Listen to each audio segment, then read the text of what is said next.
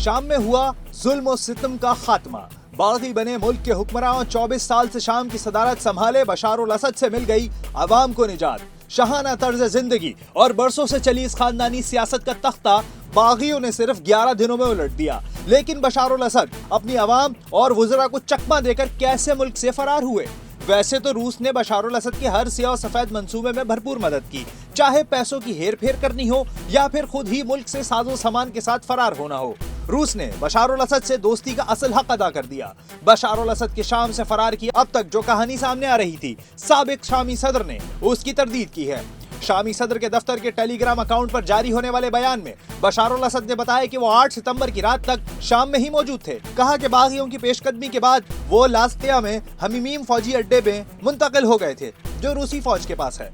उनका कहना था कि रूसी फौजी अड्डे पर ड्रोन हमलों की वजह से उन्हें शाम से रूस मुंतकिल किया गया।